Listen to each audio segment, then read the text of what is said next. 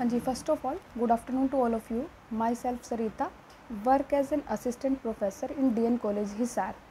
हाँ जी, आज हम बात करेंगे एग्रीकल्चर इन हरियाणा के बारे में। आज का हमारा टॉपिक है एग्रीकल्चर इन हरियाणा। इसके अंदर हम रीड आउट करेंगे कि हरियाणा के अंदर एग्रीकल्चर का जो स्ट्रक्चर है वो कैसा है, कैसे एग्रीकल्चर की पोजीशन है अकॉर्डिंग टू टाइम और सिचुएशन, जो एग्रीकल्चर में आपका चेंजेस आए हैं, टेक्निक नई आई हैं, या क्या क्या हमने चीज़ें अडोप्ट की हैं, क्या क्या एग्रीकल्चर का हमारी इकोनॉमी के ऊपर इफ़ेक्ट पड़ा है, ये सारी चीज़ें हम रीड आउट करेंगे आज। ठीक है, तो सबसे पहले बात करते हैं कि जो हरियाणा के अंदर जो ज़्यादातर पॉपुलेशन है वो रूरल एरियाज़ में रहती है, तो और वो क्या है, एग्रीकल्चर पे ज़्यादा डिपेंड करती हैं। इसीलिए एग्रीकल्चर एक्टिविटी एक मेजर एक्टिविटीज़ के रूप में हरियाणा में मानी जाती है। लगभग जो 80% से ज़्यादा एरिया है वो एग्रीकल्चर एक्टिविटीज़ के लिए हम यूज़ करते हैं। उसके अलावा जो मेन चीज़ें हैं जो साथ के साथ है, मैं आपको PDF मैंने दे रखी है, उसमें हाईलाइट करती चलूँगी।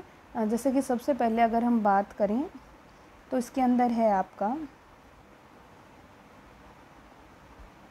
कि जो हरियाणा है वो सेकंड लार्जेस्ट कंट्रीब्यूटर है वीट का और थर्ड लार्जेस्ट कंट्रीब्यूटर है राइस का। ठीक है, उसके अलावा अगर मैं बात करूं तो जो हरियाणा है वो क्या करता है, लार्जेस्ट एक्सपोर्ट करता है बासमती राइस।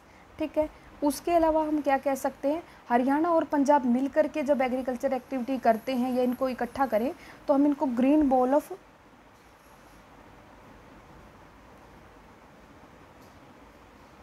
इसको हम हरियाणा और Punjab together we can say also green bowl of India के नाम से भी हम इनको जानते हैं। ठीक है, जो हरियाणा की है, हरियाणा की जो एग्रीकल्चर एक्टिविटीज़ से जो हमें आउटपुट मिलता है या जो इनकम मिलती है वो हरियाणा की GDP के अंदर एक इम्पोर्टेंट रोल प्ले करती है। काफ़ी कंट्रीब्यूशन उसका हरियाणा की GDP के अंदर है। अगर हम बात करें तो परसेंटेज कंट्रीब्यूशन जो है वो एग्रीकल्चर सेक्टर का GDP के अंदर वो 56% के आसपास था, अगर हम बात करें 1966 की। अब अगर 2014-15 के पास 14-15 के हमारे पास एग्जैक्ट नए जो है वो डाटा नहीं है, 2014-15 की अगर हम बात करें तो ये रेट लगभग 14% के आसपास है। लेकिन अभी भी जो रूरल एरियाज़ है वो एग्रीकल्चर के ऊपर काफ़ी कुछ जो है वो ज़्यादा डिपेंडेंट हैं उनके ऊपर। उसके बाद हम बात करते हैं according to the professor MP Todaro, ये क्या कहते हैं, if the process of the economic growth is to begin and to be self-sustained, it must begin with the rural areas in general and agriculture in particular। ये क्या कह रहे हैं कि अगर आप इकोनॉमिक ग्रोथ को लेकर के आना चाहते हो किसी भी स्टेट के अंदर और उसको बनाए रखना चाहते हो स्पेशली रूरल एरियाज़ के अंदर, तो आपको एग्रीकल्चर एक्टिविटीज़ को वहाँ इंपॉर्टेंस देनी पड़ेगी, उसको रखना पड़ेगा।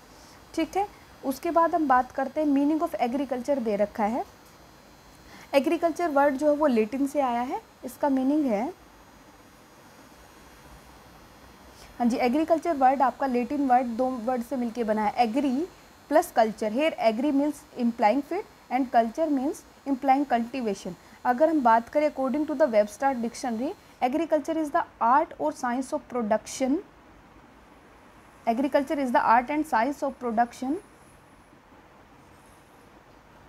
Crops and livestock on a farm. In simple language में बताऊँ, एग्रीकल्चर का मतलब क्या है कि जब आप कोई भी अपनी लैंड के ऊपर या फिर जो आपके लाइफ स्टॉक हैं, लाइफ स्टॉक के अंदर ये एनिमल्स की बात करता है। जैसे आप क्या करते हैं भाई, आप बफेलो है, काऊ है, या फिर आप जैसे शीप वगैरह है, इनका क्या करते हैं, इनको पालते हैं, इनसे जैसे मिल्क की सेल करते हैं, डेयरी फार्मिंग वगैरह करते हैं, या आप क्रॉप्स को जो है वो प्रोड्यूस करते हैं और सेल करते हैं। तो ये सारी की सारी एक्टिविटीज़ आपकी एग्रीकल्चर एक्टिविटीज़ में आती हैं। ठीक है, अगर हम बात करें इकोनॉमिक्स के अंदर तो हम एग्रीकल्चर को यूज़ करते हैं जो कल्टीवेशन के हर एक एस्पेक्ट के साथ। ठीक है, अगर हम बात करें मेन पर्पज में बताऊँ एग्रीकल्चर का क्या है, to produce wage goods such as food grain, milk, vegetable, pulses, raw material etcetera.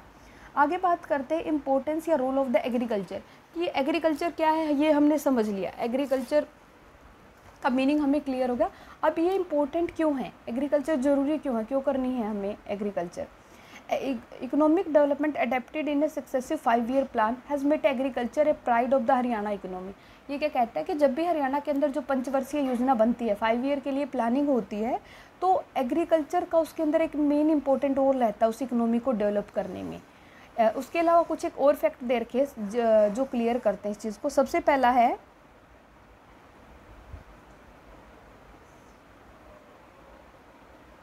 हाँ जी, फर्स्ट पॉइंट आपका contribution to state gross domestic product. अगर हम बात करें जो प्लानिंग के जो 5 ईयर की प्लानिंग होती है उसके अंदर आपके लगभग जब हरियाणा बना था 1966-67 की बात है, लगभग 56% के आसपास जो हमें इनकम हो रही थी वो किससे हो रही थी, 56% कंट्रीब्यूशन एग्रीकल्चर का था। ठीक है, ये कंट्रीब्यूशन आपका डिक्रीज़ हुआ, 14% आ गया, लेकिन अभी भी 14% एक इम्पोर्टेंट मार्जिन के रूप में आप इसको मानते हैं। ठीक है, जो परसेंटेज कंट्रीब्यूशन है एग्रीकल्चर सेक्टर का वो कंसिडरेबल है। ठीक है, उसके अलावा सेकंड पॉइंट आपका सप्लाई ऑफ वेज गुड्स। पहला तो हमें क्यों ज़रूरी है कि हमें जो हमारी हरियाणा की जीडीपी है उसके अंदर कंट्रीब्यूट करता है। दूसरा है सप्लाई ऑफ वेज गुड्स, जो एग्रीकल्चर सेक्टर है वो वेज गुड भी आपको सप्लाई करता है, मतलब जो गुड्स मासेस को अपनी नीड की सेटिस्फेक्शन के लिए चाहिए बंदों को, वो कौन देता है, वो हमें एग्रीकल्चर सेक्टर ही प्रोवाइड करता है। अभी आपको क्या चाहिए, वीट चाहिए, राइस चाहिए, पल्सेस चाहिए, बाजरा चाहिए, जो भी हमारी बेसिक नीड है खाने पीने की, ठीक है, वो हमें कहाँ से मिलती है, एग्रीकल्चर एक्टिविटी से ही मिलती है। थर्ड पॉइंट, हाँ जी, सेकंड पॉइंट क्लियर है। थर्ड है आपका इंक्रीज़ इन एम्प्लॉयमेंट। एम्प्लॉयमेंट को, एग्रीकल्चर का मेन रोल है एम्प्लॉयमेंट को इंक्रीज़ करने में। कैसे भाई, जब आप एग्रीकल्चर एक्टिविटीज़ करते हो, लैंड को कल्टीवेट करते हो, उसके ऊपर आप जो वो बीज उगाते हो या कुछ भी आप एग्रीकल्चर एक्टिविटी करते हो, तो उसके लिए हमें पीपल की रिक्वायरमेंट होगी। हम बंदों को रखेंगे, उनको काम मिलेगा, तो इससे क्या होगा, एम्प्लॉयमेंट क्या होगी, क्रिएट होगी। ठीक है, उसके बाद है agriculture and industry, fourth point. Agriculture का एक इम्पोर्टेंट कंट्रीब्यूशन है किसकी ग्रोथ के अंदर, इंडस्ट्रियल सेक्टर के अंदर। कैसे कि जो इंडस्ट्रीज़ है उनको रॉ मटेरियल चाहिए, जैसे कॉटन चाहिए, शुगर केन चाहिए। भी अगर आपको क्या है, शुगर बनाना तो उसके लिए गन्ना चाहिए, वो गन्ना हमें कहाँ से मिलेगा, एग्रीकल्चर सेक्टर ही हमें गन्ना देता है। कॉटन से आपको कुछ भी और बनाना है तो वो कॉटन कहाँ से मिलेगी, एग्रीकल्चर सेक्टर से ही तो मिलता है। तो इसलिए एग्रीकल्चर और जो इंडस्ट्रीज़ है वो आपस में बिल्कुल इंटरकनेक्टेड है। एग्रीकल्चर एक्टिविटी जब तक नहीं होगी तब तक इंडस्ट्री जो है वो अच्छे से सर्वाइव या अच्छे से अपने बिजनेस को नहीं चला सकती। जो इंडस्ट्रीज़ को रॉ मटेरियल चाहिए अपने प्रोडक्ट को बनाने के लिए, वो कौन देता है, एग्रीकल्चर सेक्टर ही प्रोवाइड करवाता है। ठीक है, फिफ्थ है जी agriculture and foreign trade. Agriculture का एक इम्पोर्टेंट रोल है फॉरेन ट्रेड के अंदर भी। हरियाणा लार्जेस्ट एक्सपोर्टर है बासमती राइस का, अभी हमने पढ़ा था, लगभग सभी कंट्रीज़ में हरियाणा के बासमती राइस जाते हैं। और जो इसके अलावा हॉर्टिकल्चर प्रोडक्ट है, चाहे बेबी कॉर्न है, स्ट्रॉबेरी है, मशरूम है, वेजिटेबल है, ये सारी चीज़ें भी हमारे, जैसे सोनीपत का मशरूम खुंदी काफ़ी फेमस है। ठीक है, सिरसा की हमारे जो सब्जी है वो काफ़ी फेमस हैं। ये हमारे वर्ल्ड लेवल पे भी क्या होती हैं, एक्सपोर्ट होती हैं, और जिससे हमें क्या होता है, फॉरेन करेंसी अर्न होती है। ठीक है, सिक्स्थ पॉइंट है रोल इन इंटरनल ट्रेड। जो अगर मैं बात करूँ, एनएसएसओ की रिपोर्ट आई थी 2009-10 की बात है ये, लगभग जो 57% है इनकम का वो हम रूरल एरियाज़ के अंदर फूड पे लगा देते हैं और 44% लगाते हैं अर्बन एरियाज़ के अंदर। तो एग्रीकल्चर एक इम्पोर्टेंट रोल प्ले करता है इंटरनल ट्रेड के अंदर भी। फूड ट्रेड प्रोवाइड क्या करता है, एक large number of employment provide करता है बहुत सारे बंदों को, और टैक्स रिवेन्यू भी क्या करता है, जनरेट करता है। ठीक है, हाँ जी, आगे चलते हैं।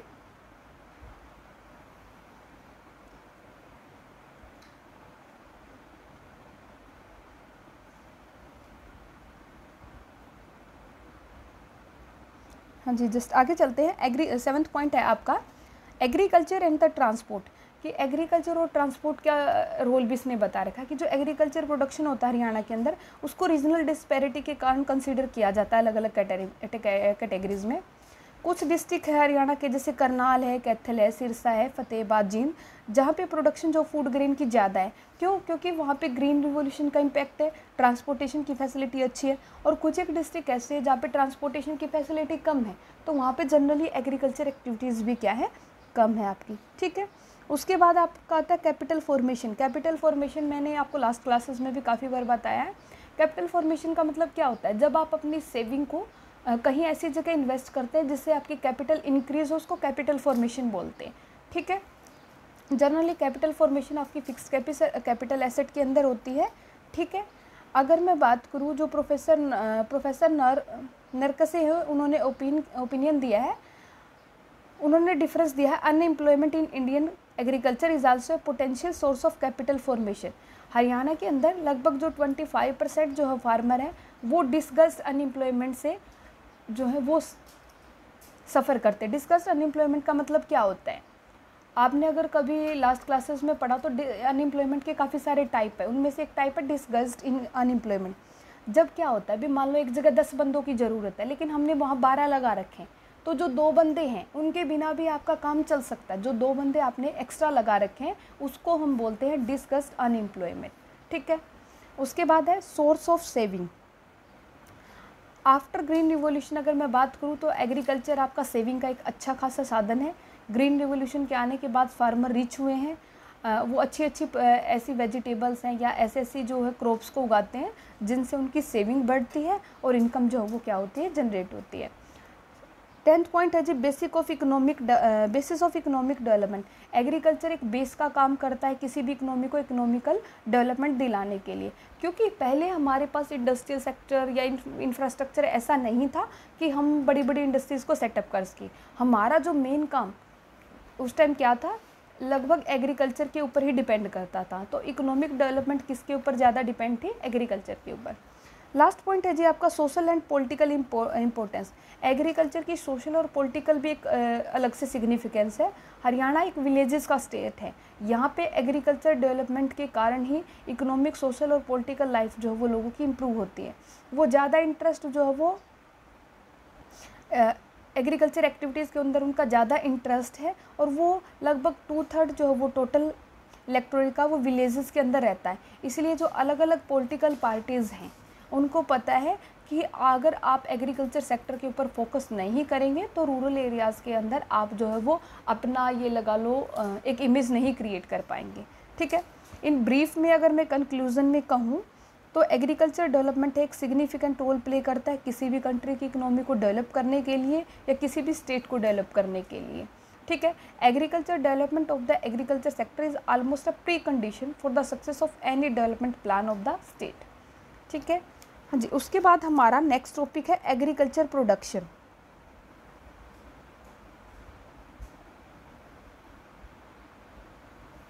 एग्रीकल्चर प्रोडक्शन में ये क्या कहता है कि जो एग्रीकल्चर प्रोडक्शन के अंदर भाई, जब हम एग्रीकल्चर के अंदर जो भी क्रॉप आप उगाते हैं उसकी प्रोडक्शन की टेक्निक में काफ़ी कुछ चेंजेस आया है।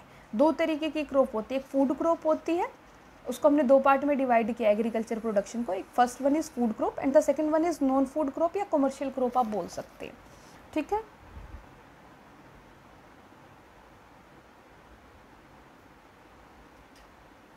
हाँ जी, यहाँ जैसे फर्स्ट देर का आपको 4.1 डायग्राम में आपको दिख रहा होगा trend in the production of the food crop. Food crop का आपको एक ट्रेंड दिखा रखा है। अगर हम बात करें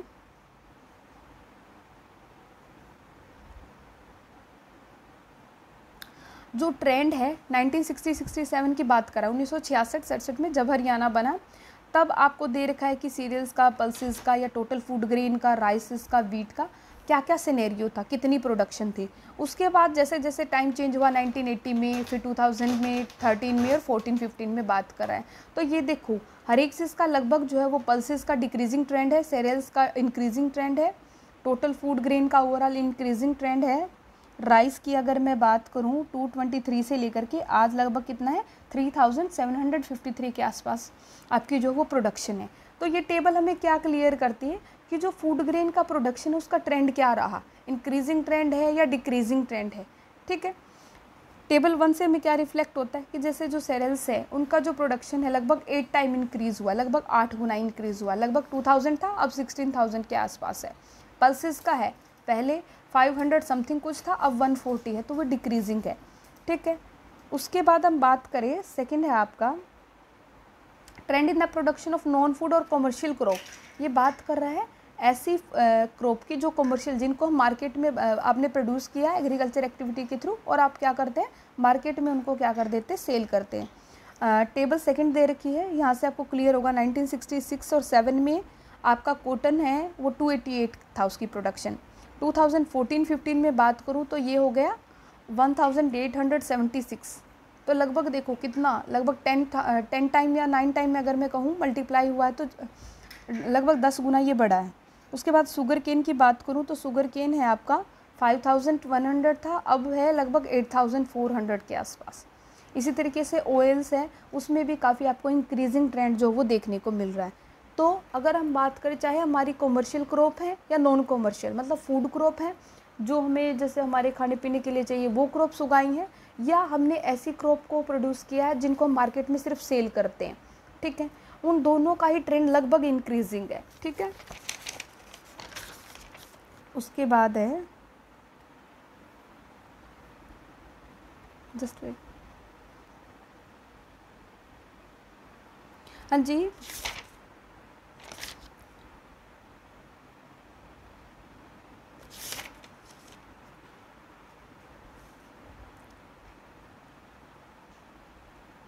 हाँ जी, आगे है average growth rate of agriculture production. Average growth rate of agriculture production में हम क्या देखेंगे कि जो आपकी average growth rate of agriculture production में हम क्या देखेंगे, डॉक्टर वी के आर वी राव ने ओपिनियन दिया है कि अगर आप एग्रीकल्चर की जो इंडियन इकोनॉमी है उसके अंदर जो ग्रोइंग रिक्वायरमेंट है उनको मीट आउट करना चाहते हैं तो एग्रीकल्चर आउटपुट को भी आपको बढ़ाना पड़ेगा। जैसे लोगों की डिमांड बढ़ रही है उसके अकॉर्डिंग आपको भी अपनी एफिशिएंसी है, प्रोडक्शन की जो एक्टिविटीज़ है उनको इंक्रीज़ करना पड़ेगा। अगर हम बात करें फूड ग्रेन की है, वीट, राइस, बाजरा, इनके अंदर तो प्रोडक्शन में राइस है, लेकिन कुछ एक चीज़ें जैसे हमने और पीछे पढ़ा था जिनके अंदर डिक्रीजिंग ट्रेंड है, वहाँ पर भी आपको क्या करना पड़ेगा, ध्यान देना पड़ेगा। जो ग्रोथ रेट है एग्रीकल्चर प्रोडक्शन का वो लगभग 9th 5 ईयर प्लान की बात कर रहा है। ये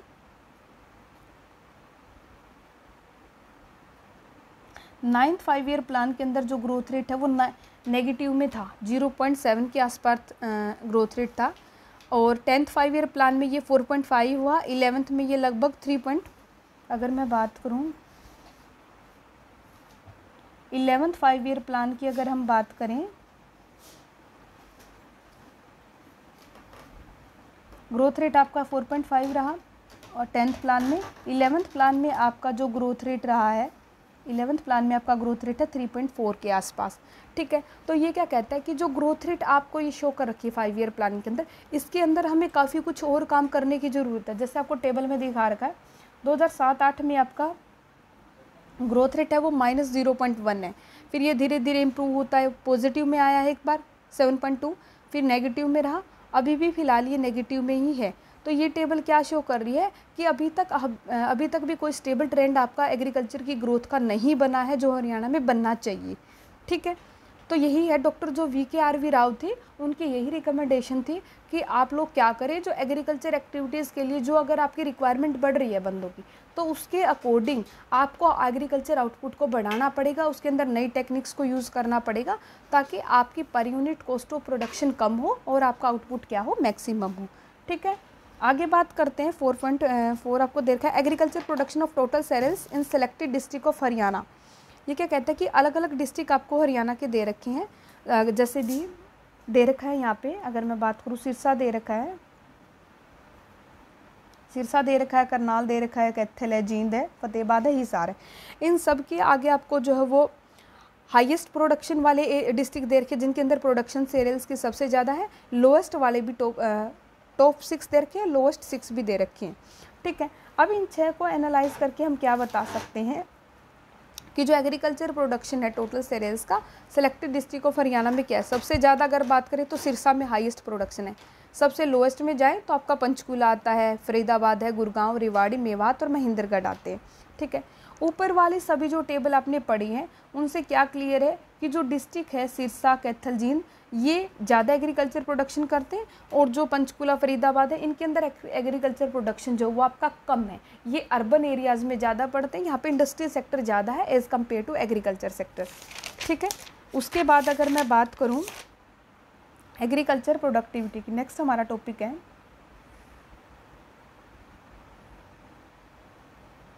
हाँ जी, आगे हमारा टॉपिक है एग्रीकल्चर प्रोडक्टिविटी। एग्रीकल्चर का प्रोडक्शन है वो ना सिर्फ लैंड पे डिपेंड करता बल्कि उसकी और सारी प्रोडक्टिविटी पे एग्रीकल्चर का जो प्रोडक्शन है वो सिर्फ लैंड पे डिपेंड नहीं करता बल्कि वो इस चीज़ पे भी डिपेंड करता है कि आप प्रोडक्टिविटी उसके ऊपर एक्टिविटीज़ कैसे करते हैं, कितना आप उसके ऊपर एफर्ट डाल रहे हैं। एग्रीकल्चर प्रोडक्टिविटी का मतलब क्या है, एग्रीकल्चर यील्ड या production per hectare of area. उसके अलावा कौन कौन से फैक्टर हैं जो एग्रीकल्चर प्रोडक्टिविटी को इफेक्ट करते हैं। सबसे पहला इरिगेशन फैसिलिटीज़, कि आपके पास प्रॉपर इरिगेशन की सिंचाई करने की फैसिलिटीज़ हैं या नहीं है। अगर प्रॉपर इरिगेशन फैसिलिटी है तो आपकी एग्रीकल्चर प्रोडक्टिविटी अच्छी होगी, अदरवाइज आपकी एग्रीकल्चर एक्टिविटीज़ कम होंगी। सेकेंड है जी good seeds, manure and fertiliser, कि आपने अगर अच्छे सीड्स, अच्छे फर्टिलाइज़र्स का यूज़ किया है, अच्छा बीज यूज़ किया है, अच्छी खाद आप डाल रहे, तो आपका आउटपुट अच्छा निकल के आएगा। और अगर आपने अच्छी क्वालिटी का सीड्स यूज़ नहीं कर रखा तो आपका प्रोडक्शन जो है वो कम होगा। थर्ड वन है जी एग्रीकल्चर इक्विपमेंट। आपके पास इक्विपमेंट कैसे हैं? अगर आप पुरानी टेक्निक का ही यूज़ कर रहे हैं, आपके पास प्रॉपर जो इक्विपमेंट नहीं है, तो आपकी एग्रीकल्चर प्रोडक्टिविटी लो रहेगी। और अगर आपके पास नई टेक्निक्स हैं, नई इक्विपमेंट है, राइट टाइप से आप उन इक्विपमेंट का यूज़ करते हैं, तो एग्रीकल्चर प्रोडक्टिविटी अच्छी होगी। फोर्थ है साइंटिफिक कल्टीवेशन। आज के टाइम पे जो अगर हम बात करें, एग्रीकल्चर जो वो साइंटिफिक टेक्निक से ज़्यादा हो रही है। अगर आप साइंटिफिक कल्टीवेशन का यूज़ करते हैं तो एग्रीकल्चर प्रोडक्टिविटी इम्प्रूव होती है। अगर आप सुपीरियर एग्रीकल्चर टेक्नोलॉजी को लेके आते हैं, अच्छी फूड क्वालिटी के सीड्स डालते हैं, अच्छी अच्छी टेक्निक्स का यूज़ करते हैं, तो एग्रीकल्चर प्रोडक्टिविटी जनरली हाई होगी, अदरवाइज़ लो होगी। फिफ्थ है जी सोयल हेल्थ। सोयल हेल्थ की मतलब ये बात कर रहा है कि जिस मिट्टी में आप एग्रीकल्चर एक्टिविटी प्रोड्यूस कर रहे हैं, जिस लैंड के ऊपर, उस सोयल की क्वालिटी क्या है, फर्टिलिटी ऑफ एग्रीकल्चर लैंड। और सोयल हेल्थ बहुत ज़्यादा हेल्प करती है एग्रीकल्चर प्रोडक्टिविटी के अंदर। कैसे भाई? मान लो अगर आपकी एग्रीकल्चर एक्टिविटीज़ है, आप कर रहे हैं, आपने अच्छा बीज भी आप ले आए, आपने पेस्टिसाइड भी अच्छे डाल दिए, फर्टिलाइज़र भी अच्छा, लेकिन अगर आपकी वो मिट्टी ही, वो सोयल ही अकॉर्डिंग टू क्रॉप के अकॉर्डिंग या इन्वायरमेंट के अकॉर्डिंग सूटेबल नहीं है, तो एग्रीकल्चर प्रोडक्टिविटी अच्छी नहीं होगी। तो सोयल हेल्थ मतलब ये बात कर रहा है कि जो मिट्टी है उसकी कंडीशन क्या है, वो भी कहीं ना कहीं आपकी प्रोडक्टिविटी को इफेक्ट करती है। सिक्स्थ है जी agricultural marketing. Improved agriculture marketing का एम क्या है? अगर आप अच्छे से अपने प्रोडक्ट बना दिया, अगर आप अच्छे से उसकी मार्केटिंग नहीं करेंगे तो भी प्रोडक्टिविटी आपकी कम आएगी। ये इंश्योर करता है कि फार्मर को अप्रोप्रिएट प्राइस मिले उनके प्रोडक्ट का। अगर फार्मर राइट प्राइस अपने प्रोडक्ट का नहीं ले पाते तो एग्रीकल्चर प्रोडक्टिविटी उनकी कम होगी। इसके अंदर हम और एक बात और डाल सकते हैं एग्रीकल्चर मार्केटिंग के अंदर। जनरली क्या होता है, जो फार्मर है, पहले वाले की बात करें तो वो इतने ज़्यादा एजुकेटेड नहीं थे, उन्होंने क्रॉप को उगा लिया, अच्छे से अच्छी फसल पैदा कर ली, लेकिन फिर भी वो इतने एबल नहीं थे कि अपनी जो जिस क्वालिटी की उन्होंने अच्छी फसल उगाई है उसके लिए अच्छा प्राइस उनको मिले। तो इसके लिए एग्रीकल्चर मार्केटिंग उनको करनी पड़ेगी अगर उन्हें अच्छा प्राइस लेना है तो। सेवन्थ है education and research. Education and research के अंदर हम क्या डालते हैं कि जैसे जैसे नई नई टेक्निक आती है तो टेक्निकल एजुकेशन भी आपको एग्रीकल्चर के फील्ड में लेनी पड़ेगी। कोई नया आइडिया आता है, कोई नई टेक्निक आई है किसी भी चीज़ की, एग्रीकल्चर के अंदर किसी क्रॉप की, तो आपको उसको अडोप्ट करना पड़ेगा, तभी आप जो है वो मार्केट में सर्वाइव कर पाएंगे या एग्रीकल्चर के अंदर अच्छा प्रोडक्शन ले पाएंगे। ठीक है, हाँ जी, नाउ मूव करते हैं नेक्स्ट पेज पे।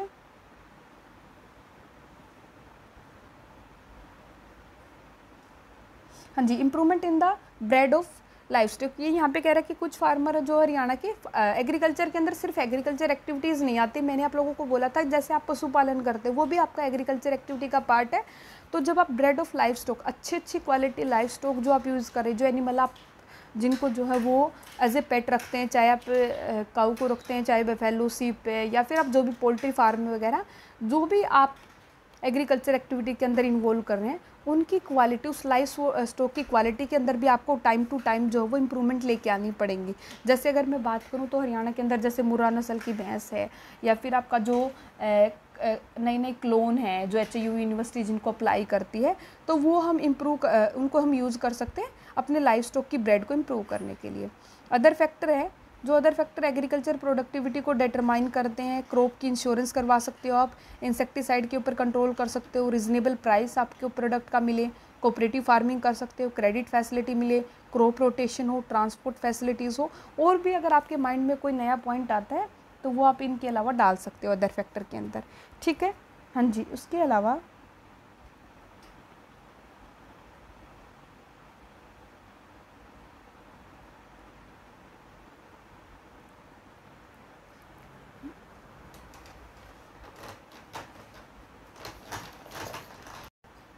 हाँ जी, आगे बात करते हैं ट्रेंड इन एग्रीकल्चर प्रोडक्टिविटी की। ये बात कर रहा है कि जो एग्रीकल्चर प्रोडक्टिविटी है उसका ट्रेंड क्या रहा है हरियाणा के अंदर। एग्रीकल्चर प्रोडक्टिविटी का ट्रेंड 1966 में बात करें तो वीट का दे रखा है प्रोडक्टिविटी 1425। उसके बाद जैसे जैसे 1980 में ये इंक्रीज़ हुआ 2300 समथिंग, फिर 2013 में ये हुआ 4722। उसी तरीके से राइस का दे रखा है, कॉटन का दे रखा है, शुगर केन का दे रखा है। ठीक है, आप कंपेरेटिवली देखिए तो सबका इंक्रीजिंग ट्रेंड है। ठीक है, टॉप 5 आपको क्या डिपिक्ट करते हैं कि जो टेबल 5 आपको डिपिक्ट करती है कि जो एग्रीकल्चर प्रोडक्टिविटीज़ है हरियाणा की, वो उनके अंदर ट्रेंड क्या क्या रहा। प्रोडक्टिविटी वीट की इंक्रीज़ हुई है, आपकी राइस इंक्रीज़ हुआ है, कॉटन का भी इंक्रीजिंग ट्रेंड है और शुगर केन का भी क्या है, इंक्रीजिंग ट्रेंड है एग्रीकल्चर प्रोडक्टिविटी का। आगे है आपका, अगर मैं बात करूँ agriculture productivity of wheat in selected district of Haryana, कुछ एक सेलेक्टेड डिस्ट्रिक्ट दे रखे हैं, उनके अंदर एग्रीकल्चर प्रोडक्टिविटी जो है वो आपकी क्या रहेगी। जैसे कि अगर मैं बात करूं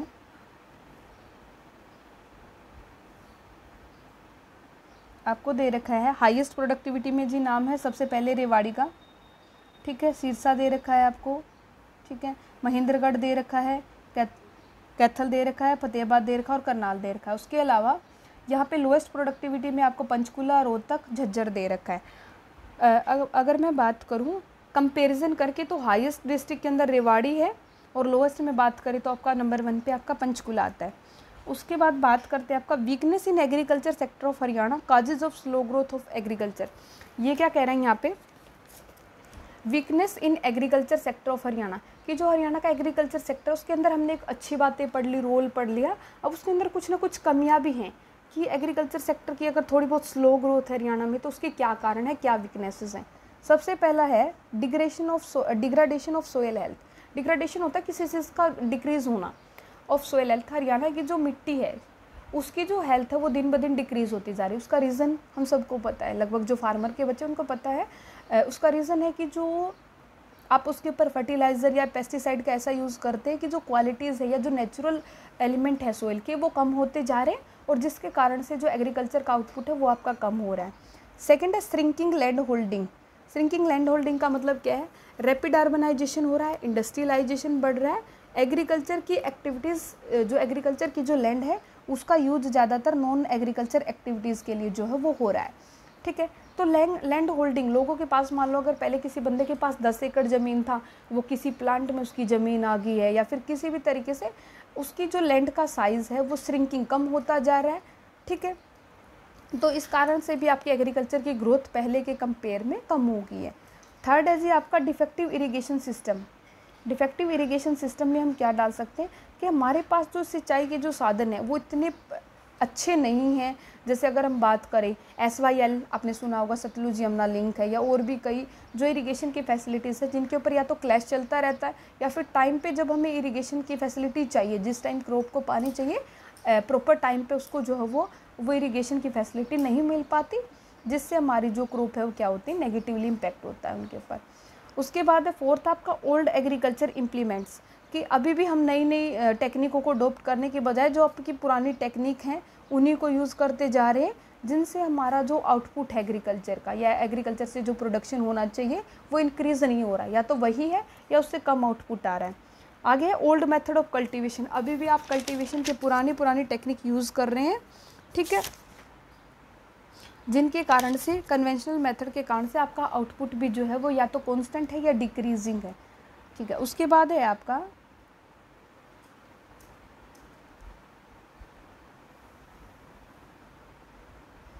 है जी आपका इनएडिक्वेट हाई यील्डिंग वैरायटी सीड्स। हमारे पास जो है वो ऐसे सीड्स अभी भी अवेलेबल नहीं है जो हमें बेटर आउटपुट दे सकी, ठीक है, जिनके कारण से हमारा एग्रीकल्चर इफेक्ट होता है। शॉर्टेज ऑफ मैन्योर, हमारे पास जितने मैन्योर या जो मिनरल हमें चाहिए आपकी क्रॉप का अच्छा प्रोडक्शन लेने के लिए, प्रोडक्टिविटी को बढ़ाने के लिए, हरियाणा के पास अभी उतने जो रिसोर्सेज है वो नहीं है, और है तो उनका अच्छे से यूटिलाइजेशन नहीं हो पा रहा है।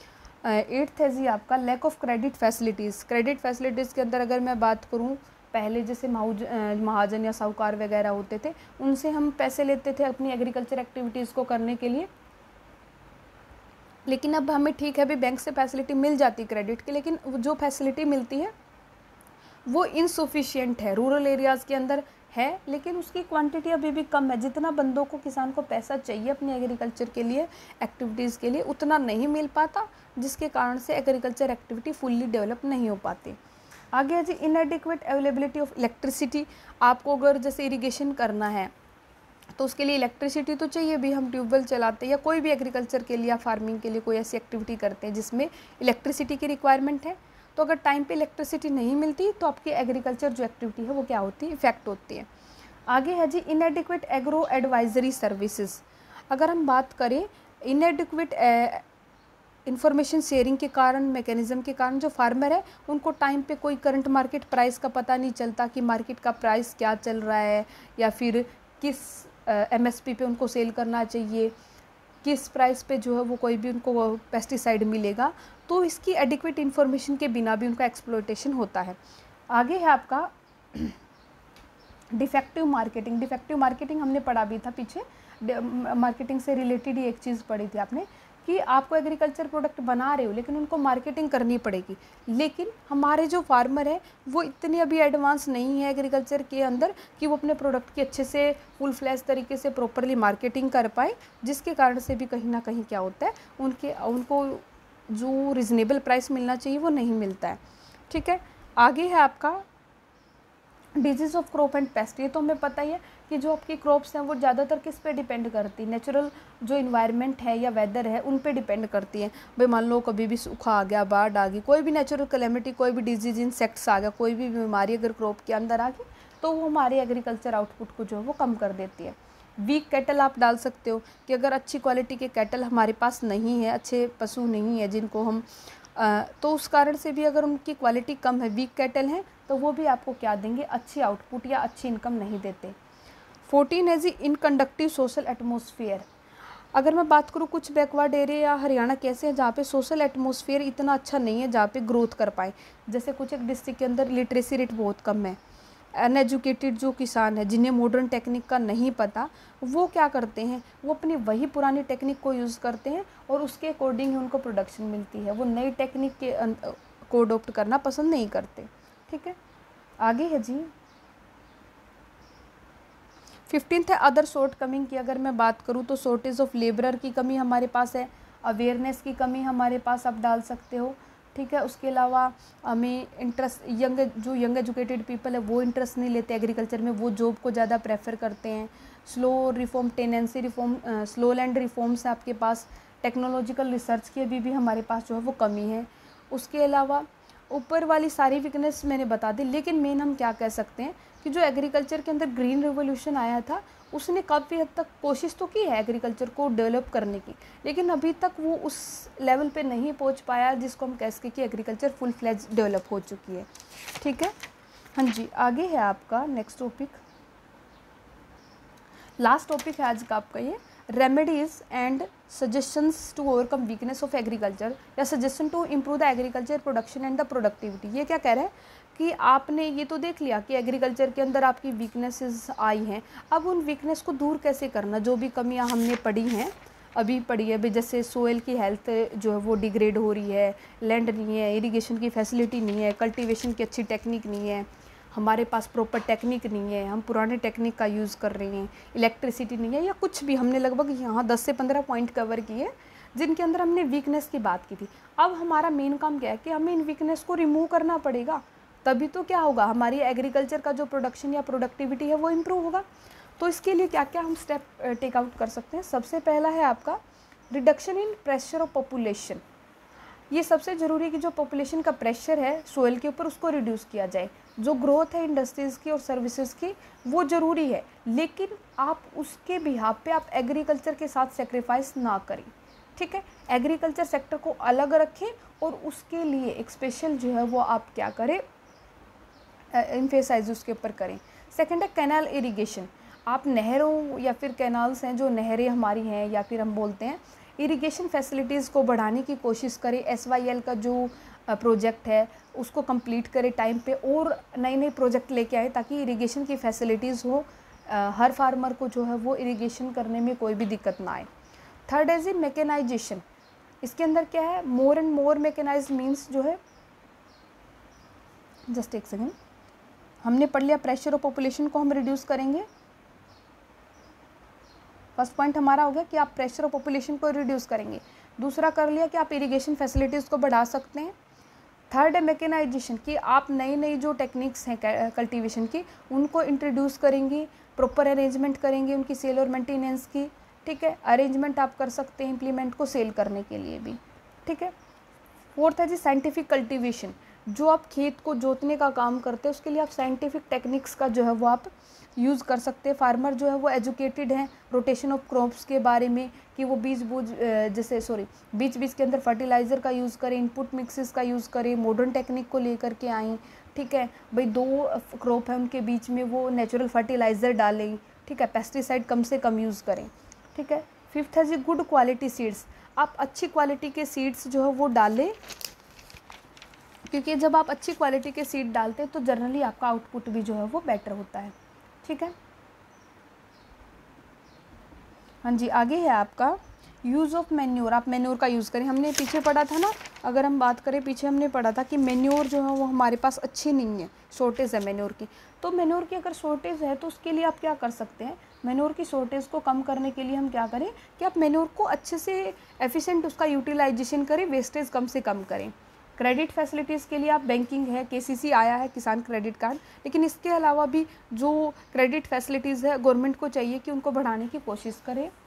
8th है जी लैंड रिफॉर्म्स। लैंड रिफॉर्म्स के अंदर क्या है कि आप जो जमींदारी सिस्टम है उसको ख़त्म करें, ओनरशिप जो है वो लैंड की उसको भी डाइवर्ट करें, सीलिंग ऑन लैंड होल्डिंग है उसको इम्पोज करें, जो इविल्स है सोइल इरोजन के हैं या वाटर लॉगिंग के हैं उनको भी आप हटाएं।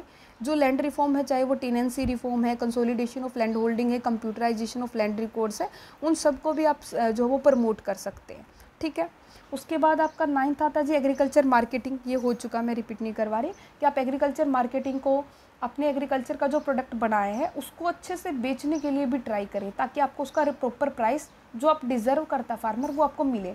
फिर इसके लिए आप और एग्रीकल्चर मार्केटिंग के लिए अगर हम बात करें तो हम आज का जो एग्जांपल चल रहा है किसान बिल MSP का, जिसके ऊपर काफ़ी टाइम तक आंदोलन भी हुआ और अब भी शायद चल रहा है, तो उसको भी आप देख सकते हैं कि इसके अंदर क्या है कि आप एग्रीकल्चर मार्केटिंग, भाई वही चीज़ किसान ने अगर प्रोड्यूस किया है, वही कोई भी वीट है, राइस है, कोई भी प्रोडक्ट है, उसका रेट जनरली बहुत लो है, और वही चीज़ अगर हम लेने जाते हैं बाहर से मार्केट से तो उसका रेट जो दूसरा जो सेलर है या जो मॉल वगैरह हैं या जहाँ हमें मिलता है वहाँ पे उस चीज़ का सेम चीज़ का रेट है, सेम क्वालिटी, आपको हाईएस्ट ये लगा लो कम से कम 3 से 4 गुना ज़्यादा रेट हमें मिलता है। तो इसी के कारण हमें क्या करें कि एग्रीकल्चर मार्केटिंग भी जो है वो ज़रूरी है फार्मर को। मिक्स्ड फार्मिंग का मतलब क्या है कि आप क्रॉप के साथ साथ एनिमल हस्बेंड्री है, वेजिटेबल है, फ्रूट ग्रोइंग है, काफ़ी एक्टिविटीज़ को एग्रीकल्चर के अंदर इंक्लूड कर सकते हैं। उसके बाद है स्प्रेड ऑफ एजुकेशन। आप एजुकेशन का स्प्रेड कर सकते हैं। स्प्रेड ऑफ एजुकेशन के अंदर आप जो एग्रीकल्चर एक्टिविटी है, जैसे टाइम टू टाइम फार्मर को जो है वो नॉलेज दी जाए कि क्या क्या टेक्निक वो यूज़ करे अपनी एग्रीकल्चर के अंदर, कैसे प्रोडक्शन को बढ़ाएं। ठीक है, 12th है जी आपका improve in the breed of the live stock. आप लाइव स्टॉक की जो ब्रेड है, उनकी जो क्लोन है या जो हेल्दी से हेल्दी हमारे जो हो वो एनिमल हों, उनके लिए भी उनके डिजीज़ कम से कम हो, उसके लिए भी आप उनको इमिडिएटली अटेंड करें, उनकी हेल्थ को अच्छा या उनकी हेल्थ को कंसीडर करें time to time. Spread of education, आप एजुकेशन को स्प्रेड करें, हो गया। Improvement in the health of breed of livestock हो गया। Reduction in the risk of the farmer का जो रिस्क है उसको रिड्यूस करें। उसके लिए हम क्या कर सकते हैं, रिस्क को रिड्यूस करने के लिए आप क्या कर सकते हैं, फार्मर का जो है वो इंश्योरेंस करवा सकते हैं। ठीक है, फार्मर की जो क्रॉप है उनका इंश्योरेंस हो सकता है। ठीक है, क्योंकि इनकेस अगर कोई भी लॉस हो जाता है, अभी मान लो रेनफॉल होगी या फिर सूखा आ गया, तो उस चीज़ से फार्मर थोड़ा सा सेफ रहते हैं, उनकी क्रॉप। उसके बाद है जी आपका हेल्प टू स्मॉल फार्मर। जो छोटे छोटे फार्मर है जिनको अपनी क्रॉप के लिए जैसे सीड चाहिए, फर्टिलाइज़र चाहिए, उनके लिए पैसे की रिक्वायरमेंट है या नई फार्मिंग की कोई टेक्निक चाहिए, तो उनकी भी क्या चाहिए, हेल्प करनी चाहिए। लास्ट 15 है जी प्राइस स्टेबिलिटी। प्राइस स्टेबिलिटी के अंदर आपका आता है कि जो ग्रीन रिवोल्यूशन है वो मिक्सड है with the fear and owing to increase productivity. तो क्रॉप के प्राइसेस है वो गिर जाते हैं। तो ये क्या कहता है कि आपको प्राइस को मेंटेन करके चलना है, प्राइस के अंदर स्टेबिलिटी होनी चाहिए। जब तक प्राइस के अंदर स्टेबिलिटी नहीं होगी, जो किसान है उनका एक्सप्लोटेशन ऐसे ही रहेगा। हाँ जी, नेक्स्ट है आपका एफिशिएंट एडमिनिस्ट्रेशन। सबसे ज़रूरी है कि जो डेवलपमेंट प्लान एग्रीकल्चर से रिलेटेड जो भी आप बना रहे हो 5 ईयर प्लानिंग के अंदर, कोई भी आप नया प्लान लेकर के आए, चाहे नेशनल फूड सिक्योरिटी मिशन है, भारत निर्माण है, या कोई भी राष्ट्रीय कृषि विकास योजना KCC है, जो भी कॉन्सेप्ट आप लेके आ रहे हैं उसको अच्छे से अप्लाई करें। जब तक वो इफेक्टिवली एडमिनिस्ट्रेटिव पॉलिसीज़ उसको अप्लाई नहीं करेंगी, तब तक एग्रीकल्चर की डेवलपमेंट पॉसिबल नहीं है। मोर public sector investment in agriculture, जो पब्लिक सेक्टर है या जो गवर्नमेंट है उसके जो शेयर है एग्रीकल्चर के अंदर जो वो गिरता जा रहा है, जो कि एक नेगेटिव इम्पैक्ट की बात कही है। तो इसके लिए अगर आप एग्रीकल्चर को इंक्रीज़ करना चाहते हैं, इम्प्रूव करना चाहते हैं उसकी सिचुएशन, तो पब्लिक सेक्टर को उसके अंदर ज़्यादा पैसा लगाना चाहिए और ज़्यादा उस पर फोकस करना चाहिए। कॉरपोरेटाइजेशन ऑफ एग्रीकल्चर, इसका मतलब क्या है कि जो कॉरपोरेट बॉडीज़ हैं वो अंडरटेक करती हैं एग्रीकल्चरल एक्टिविटीज़ को। ये कंपनी क्या करती है, large size agriculture form develop करती हैं, और जो कॉरपोरेटाइजेशन है एग्रीकल्चर का वो इन्फ्यूज़ करती है ज़्यादा से ज़्यादा फंड एग्रीकल्चर सेक्टर में। ठीक है, इसका मतलब क्या कहता है कि जो कॉरपोरेट बॉडीज़ हैं वो एग्रीकल्चर एक्टिविटीज़ करें, वो कॉरपोरेट सेक्टर का अपना जो पैसा है वो एग्रीकल्चर में लगाएं। जब वो एग्रीकल्चर में पैसा लगाएंगे, टेक्निक लगाएंगी, तो एग्रीकल्चर सेक्टर के अंदर प्रोडक्टिविटी बढ़ेगी और एग्रीकल्चर सेक्टर की जो है वो ग्रोथ अच्छे से हो पाएगी। उसके अलावा अदर सजेशन की मैं बात करूं तो आप इसके अंदर एग्रीकल्चर के अंदर आप रिसर्च पॉलिसीज़ हैं या फिर जो डिमांड है फ्रूट और वेजिटेबल की, जिनकी डिमांड बढ़ रही है अर्बनाइजेशन में, जो फूड पैटर्न में चेंज आ रहा है उसको समझें, एग्रीकल्चर रिसर्च करें टाइम टू टाइम। उसके अलावा पॉलिसी है लिबरलाइजेशन की, उसको भी आप अडोप्ट कर सकते हैं, लिबरलाइजेशन की पॉलिसी एग्रीकल्चर सेक्टर के अंदर।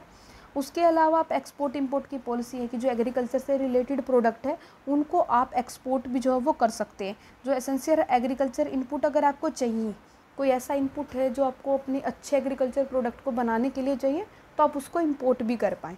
ठीक है, हाँ जी। तो ये कुछ एक स्टेप थे जिनसे आप जो वीकनेसेस हैं एग्रीकल्चर सेक्टर की हरियाणा के, उसको आप क्या कर सकते हैं, रिमूव कर सकते हैं। मैं ये नहीं कह सकती कि बिल्कुल ख़त्म कर सकते हैं, लेकिन कुछ लेवल तक आप उनको कंट्रोल ज़रूर कर सकते हैं। ठीक है, हाँ जी, आज के लिए इतना ही। Thank you very much.